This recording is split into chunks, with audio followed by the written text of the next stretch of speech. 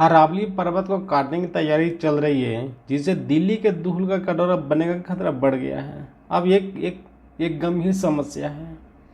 आइए हम इसको विस्तार से समझते हैं कि है क्या ये। अरावली पर्वत श्रेणी भारत की सबसे प्राचीन पर्वतमालाओं में से एक है। यह दिल्ली एनसीआर क्षेत्र के लिए एक प्राकृतिक ढाल की तरह काम करती है। अरावली न केवल राजस्थान की मरुस्थलीय धूल को दिल्ली तक पहुंचने से रोकती है, बल्कि भूजल संरक्षण, जैव विविधता और जलवायु संतुलन में भी बड़ा अहम भूमिका निभाती है। अब सोचिए, अगर इतना बड़ा घर हो रहा है, अगर इसको अगर काट दिया जाए तो दिल्ली का हाल क्या होगा। लेकिन पिछले कुछ वर्षों से खनन, निर्माण कार्य, अवैध कटाई और शहरी विस्तार के कारण अरावली पर्वत को तेजी से नुकसान पहुंचाया जा रहा है। यदि यह सिलसिला यूं ही चलता रहा तो इसके गंभीर परिणाम हो सकते हैं। जैसे दिल्ली में वायु प्रदूषण कई गुना बढ़ जाएगा, धूल भरी आंधियां और गर्मी अधिक तीव्र हो जाएंगे, वर्षा का पैटर्न बिगड़ेगा, भूजल स्तर और नीचे चला जाएगा। ऐसी स्थिति में दिल्ली सचमुच धूल का कटोरा बन सकती है, जहां स्वच्छ हवा और स्वच्छ जीवन मुश्किल हो जाएगा। इसलिए अरावली पर्वत का संरक्षण केवल पर्यावरण का मुद्दा नहीं, बल्कि मानव अस्तित्व और आने वाली पीढ़ियों की सुरक्षा का प्रश्न है। नमस्कार दोस्तों, आज हम बात करने वाले भारत की सबसे प्राचीन पर्वतमाला अरावली पर्वत की। ऐसी पर्वतमाला है जो भारत की सबसे प्राचीन पर्वतमाला है। अभी न्यूज में जो आया था कि क्या ये पर्वतमाला को काट दिया जाए तो दिल्ली जो है धूल का कटोरा बन जाएगा। एक ऐसी पर्वतमाला जो आज तो खामोश दिखाई देती है, लेकिन इसके भीतर छिपा है धरती के बनने का इतिहास और दिल्ली के बचाने की कहानी। आज जब खबरें आती है कि अरावली पर्वत को काटने की तैयारी चल रही है, तो सवाल उठता है कि अगर अरावली पर्वत नहीं तो दिल्ली रहने लायक बचेगी। सवाल ये है। आइए आज हम पूरे विस्तार से इसको फिर से हम समझते हैं। अरावली पर्वत की उत्पत्ति कैसी हुई थी, इसका वैज्ञानिक कारण और इतिहास का महत्व क्या है, और इसे नुकसान पहुंचा तो दिल्ली क्यों धूल का कटोरा बन जाएगी। अरावली पर्वत को समझने के लिए हमें 200 साल पीछे जाना होगा। कितने साल? 200 साल पीछे जाना होगा। पृथ्वी की प्रारंभिक अवस्था जो थी, जब पृथ्वी नई नई बनी थी, तब न महाद्वीप थे, न आज जैसे पर्वत थे, और चारों ज्वालामुखी और लावा समुद्र भरे हुए थे। इसी दौरान में पृथ्वी की सतह पर पहली पर्वतमालाओं का निर्माण शुरू हुआ। अरावली पर्वत का निर्माण हुआ था इसी में, भूवर्गीय प्लेटों के टक्कर से। जब दो प्राचीन भूभाग आपस में टकराए और समुद्र की लहरें ऊपर उठ गई। इस प्रक्रिया को वैज्ञानिक भाषा में कहते हैं मुड़ने वाली पर्वतमाला। लेकिन हिमालय जैसी नई नहीं, अरावली बनी हिमालय से भी पहले। इसलिए आज हम घिस चुकी और नीचे दिखाई देती है। दुनिया की सबसे पुरानी पर्वतमालाओं में से एक है अरावली, जिसकी उम्र लगभग 180 से 200 करोड़ वर्ष मानी जाती है। यह इसे दुनिया की सबसे पुरानी पर्वतमालाओं में से एक मानी जाती है। अब अरावली पर्वत लगभग 800 किलोमीटर तक फैली हुई है, जो गुजरती है गुजरात से, राजस्थान से, हरियाणा से और दिल्ली से। दिल्ली में जो रिज एरिया है वह अरावली का हिस्सा है। रिज एरिया यानी दिल्ली सीधे तौर पर अरावली से जुड़ी हुई है। अब समझते कि अरावली इतनी जरूरी क्यों है। रेगिस्तान को रोकने वाली दीवार अरावली पर्वत जो है, थार रेगिस्तान और दिल्ली के बीच की प्राकृतिक दीवार है। अगर अरावली नहीं होती तो राजस्थान का रेत और धूल भरी आंधियां सीधे दिल्ली पहुंच जाएगी। हवा को साफ करने में काम करती है। अरावली के वनस्पति जो है धूल के कणों को रोकती है और प्रदूषित हवा को फिल्टर करके दिल्ली को पहुंच देती है। इसलिए अरावली पर्वत को दिल्ली का हरी फेफड़ा भी कहा जाता है, ग्रीन लंग। भूजल संरक्षण भी करवाती है। अरावली के चट्टानें जो है बारिश के पानी को रोकती है और पानी जमीन के अंदर जाती है, जो दिल्ली को पानी मिलती है। यही कारण है कि अरावली क्षेत्र भूजल रिचार्ज जोन है। आज अरावली पर सबसे बड़ा संकट है मानव लालच। क्या है? मानव लालच।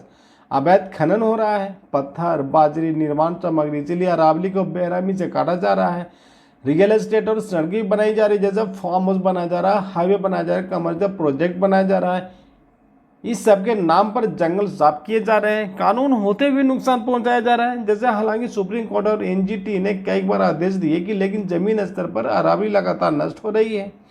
अगर अरावली पर्वत खत्म हो गई तो दिल्ली में PM 2.5 और PM 10 के गुना बढ़ जाएंगे। गर्मी और लू का प्रकोप बढ़ेगा, पानी का संकट गहरा होगा, दिल्ली धीरे धीरे धूल का कटोरा बन जाएगा। यह केवल पर्यावरण की समस्या नहीं, यह मानव जीवन की समस्या है। अभी देखिए, इस अरावली पर्वतमाला से कई 12 नदियां भी निकलती हैं। ये नदियां स्थानीय सिंचाई, पेयजल और जीविका परिस्थिति तंत्र के लिए महत्वपूर्ण है। प्रमुख नदियां जैसे बनास है, चंबल में बहती है, साबरमती है, पश्चिम दिशा में बहने वाली एक बड़ी नदी है, लूनी नदी है जो कच्छ के रन में बहती है, साहिबी नदी है जो यमुना नदी में जाकर मिल जाती है, सरस्वती जो भी विलुप्त प्रजाति का माना जाता है या उसकी जन्म यहीं से हुआ था। इससे भी अधिकांश नदियां मौसमी है, इसलिए इस क्षेत्र में वर्षा जल का संरक्षण महत्वपूर्ण है। पाए जाने प्रमुख खनिज में जैसे राजस्थान में खेतरी में तांबा खदानें मिलती है, जस्ता, सीसा, जवार खदानें मिलती है, संगमरमर, ग्रेनाइट, मकराना आबू में मिलती है, एल्बेस्टर, फेडरल स्पॉट, क्वार्ट्ज, बेराइट ये सब उद्योग मिलते हैं। खनन से राजस्व की प्राप्ति भी होती है, लेकिन इसके कारण वनों की कटाई, प्रदूषण और भूमि संरक्षण भी हुआ है।